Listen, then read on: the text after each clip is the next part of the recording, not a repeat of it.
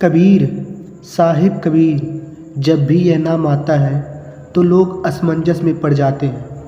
कोई कहता है वह संत थे, किसी का कहना है वह भगत थे, किसी का कहना है वह कवि थे।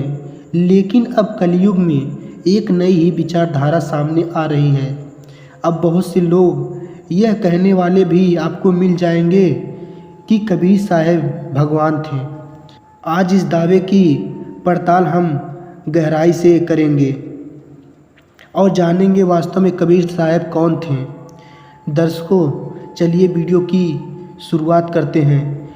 वीडियो को अंत तक देखने के बाद ही टिप्पणी करें। वीडियो को अंत तक देखने के बाद ही आपको समझ आएगा कि वास्तव में साहिब कबीर कौन थे। दर्शकों, जैसा कि आपको पता ही होगा कि कबीर साहब दोहावली जो कि पाठ्यक्रम की पुस्तक में शामिल है।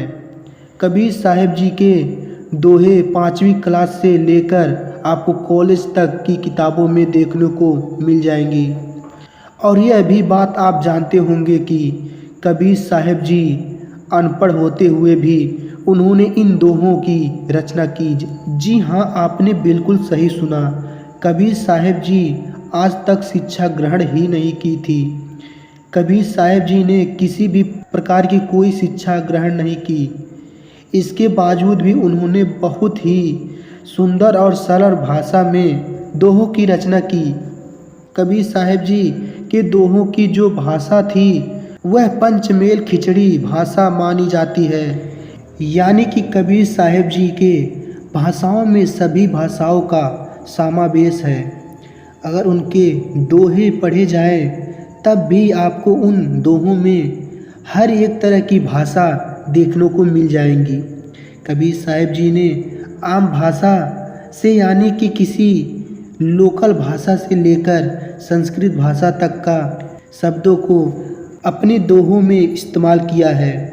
इससे यह सिद्ध होता है कि कबीर साहब जी कोई आम व्यक्ति नहीं थे, क्योंकि अनपढ़ होने के बावजूद कोई इतना सुंदर और सटीक भाषा में दोहे की रचना नहीं कर सकता।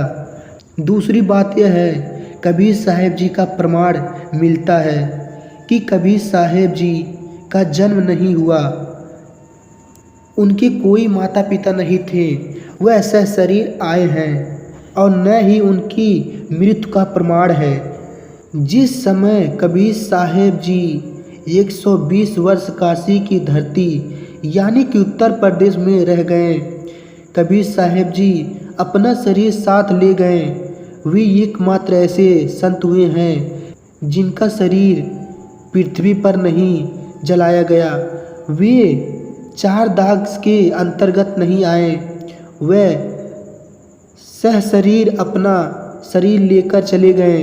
वह आकाश मार्ग की तरफ उनका शरीर जाता दिखाई दिया।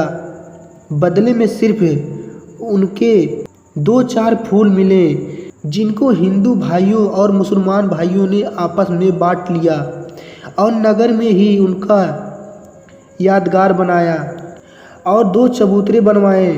आज भी इस बात का प्रमाण है, कबीर साहब जी अपना शरीर साथ लेकर गए हैं। ना तो उनके शरीर को जलाया गया, उनके शरीर को वहीं पर गाड़ा गया और किसी भी प्रकार के दाग में कबीर साहब जी नहीं आए। तीसरी बात, वेदों में भी कबीर साहब जी का नाम आता है। वेदों में कबीर साहब जी को परमात्मा बताया है। कुरान शरीफ में कबीर साहब जी को परमात्मा बताया है। बाइबल में भी यह प्रमाण है कि कबीर साहब जी परमात्मा हैं। गुरु ग्रंथ साहिब जी में भी नानक जी ने कहा है कि कबीर साहब जी परमात्मा हैं। हर तरीके का प्रमाण देखने के लिए आपको एक चैनल पर विजिट करना होगा, जहां पर आपको इसकी जानकारी अच्छी तरीके से मिल जाएगी। अभी जो स्क्रीन पर आपको यह चैनल दिख रहा है, इस चैनल पर विजिट करके आप पूरी जानकारी हासिल कर सकते हैं और डिस्क्रिप्शन में दिए गए लिंक पर क्लिक करके आप कबीर साहिब जी के बारे में गहराई से जान सकते हैं। तो दर्शकों, यह थी आज की वीडियो और ये थे प्रमाण कि कबीर साहिब जी आखिर कौन थे। अब तो आप इशारा समझ ही गए होंगे कि कबीर साहिब जी कौन थे। अब आप कमेंट सेक्शन में हमें कमेंट करके अवश्य बताएं कि आप कबीर साहिब को क्या मानते हैं। और अगर आपको वीडियो पसंद आई हो तो वीडियो को लाइक और शेयर ज़रूर करें। वीडियो से संबंधित अगर आपको कुछ कहना है तो वीडियो में कमेंट करके हमें ज़रूर बताएं। आज के लिए बस इतना ही, मिलते हैं नेक्स्ट वीडियो में। तब तक के लिए धन्यवाद।